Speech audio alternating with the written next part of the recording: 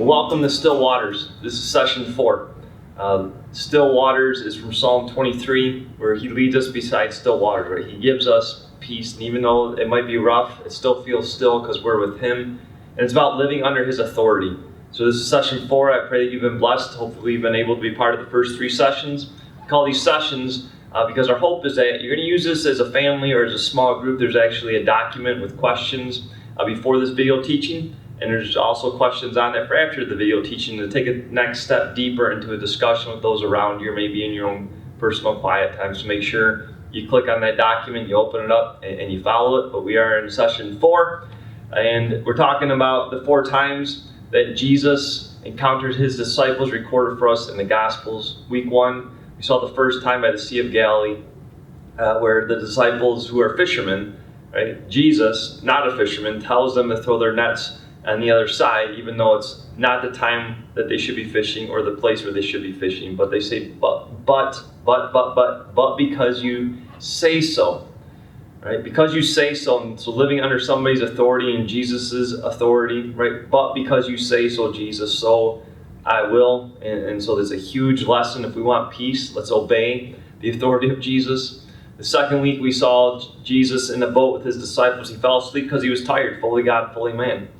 And he wakes up in the middle of the storm because the disciples wake him up in a panic. And they say, don't you care about us? And certainly the one who is in authority does care. And in fact, what he tells them, he tells the storm, he says, quiet, be still. And so we talked about just being still as we live under his authority and its stillness, as we see how big he is, that he is in control of all things. There's just a peace that surpasses all human understanding, even when it's dark, even when there are rough waters around us. And last week we saw the time where Jesus walked on water in the middle of the storm out to his disciples. And one of the disciples, Peter, got out of the boat, and we hear Jesus say, the one who is in authority say, take courage, it is I, don't be afraid. And certainly the authority, good leadership calls us to have courage, and Jesus calls us to have courage. And we can have courage because we live under his authority. And so this week we're at the end of the Gospel of John. Jesus has risen from the dead, proving that he has true authority, that his name is above every other name. And so we're in John chapter 21. If you got your Bible, I'm reading from the NIV 1984 translation. The title is Jesus and the Miraculous Catch of Fish. So this is the second time that Jesus has a miraculous catch of fish. And it's a story worth sharing. And so John puts it into his sermon to the church in Ephesus. John chapter 21 verse 1 says, afterward, Jesus appeared again, right? So he just appeared, Thomas appeared to his disciples in the upper room. Now he appears again, the resurrected Jesus, by the Sea of Tiberias. The Sea of Tiberias is the Sea of Galilee, but John is writing to the church in Ephesus in Asia Minor under Roman control, and so the Romans called it the Sea of Tiberias, not the Sea of Galilee, because the city of Tiberias was right there, who was a Caesar, and so they wanted to respect John's respect in the culture by the Sea of Tiberias. Yes, it is the Sea of Galilee. It happened this way. Simon Peter, Thomas, called Didymus, the twin, Nathanael from Cana in Galilee, the sons of Zebedee, and 2 other disciples were together, so there's 7 of them. And Peter says, I'm going out to fish. And he told them that, and then he said, well, we'll go with you. And there's different theories about why they went out to fish. Were they being disobedient because Jesus told them to stop fishing and go fishing for men? I don't think that's what it was. Were they just bored? I don't know, but they did love to fish, and they still had to make a living, and so maybe they're hungry, or maybe they just like to fish, maybe they're still trying to make a living. Well, so they went out and got into the boat, but that night they caught nothing. So they caught nothing, and again, I just want to pause for a moment, because it's interesting that Jesus chose fishermen to be his disciples, and the truth about fishermen in the day of Jesus was that they were not afraid of the night. Best fishing was during the night. And so just understand that, right? When you live under the authority of Jesus, Jesus calls us, as we saw last week, you take courage, you don't let fear control you, especially when there's darkness all around you. But it says they caught nothing. They didn't catch anything.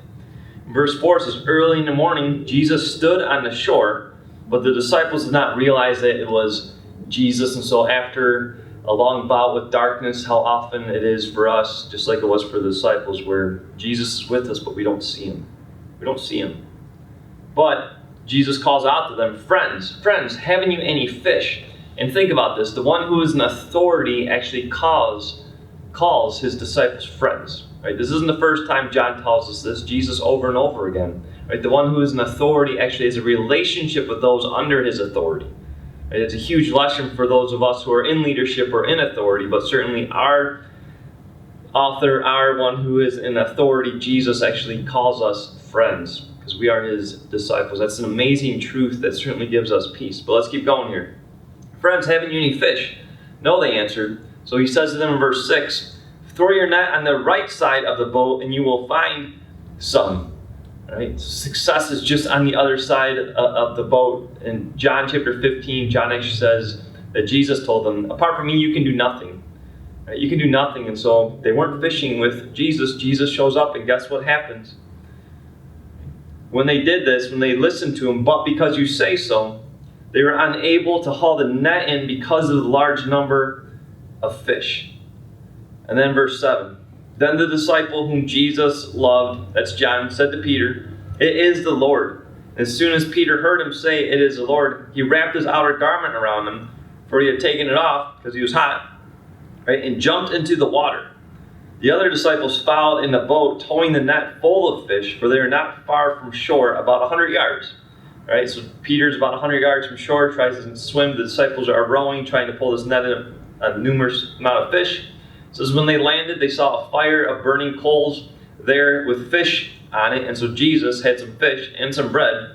And it says, Jesus said to them, bring some of the fish you have just caught. And then verse 11 says, Peter climbed aboard and dragged the net ashore with the disciples. It was full of large fish, not little bluegills or perch, but large fish, 153. But even with so many, the net was not torn. And I'll stop there because there's something significant with 153, and we don't know exactly for sure, but whenever there's a number and Jesus brings a number into it, there's something significant there. And so there's different theories theologians have come up with. One is that 153 represents those who built the temple. 153,000 workers actually build the temple.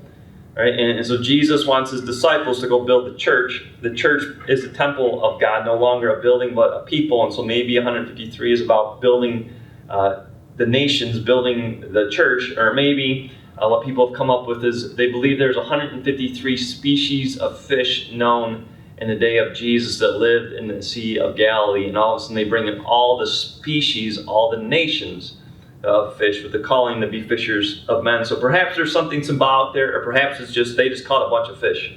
But John mentions specifically that it was 153. Then Jesus said to them, verse 12, and here's where we're going to go today, because here's where Jesus went. Jesus said to them, the one in authority said to them, come and have breakfast. Come and eat with me. Come and have a relationship with me. It says none of the disciples dared ask him, who are you? They knew it was the Lord. Jesus came, took the bread, and gave it to them, and did the same with the fish. This was now the third time Jesus appeared to his disciples after he was raised from the dead. After he proved that he had authority, he's there with them. The one in authority says, come and eat with me. Come and have a relationship with me. There's power when we are able to be in a relationship, actually have fellowship with the boss. Right? He's not just the boss in his corner office making decisions, but he's the boss who interacts with his people, who actually sympathizes, understands, walks shoulder to shoulder with his people, gets down and dirty with his people. So I don't know if you have a relationship with Jesus. I don't know what's hindering you from going a step deeper in a relationship with Jesus, but Jesus does want to have a meal with you. He wants to sit down with you. He wants to have fellowship with you.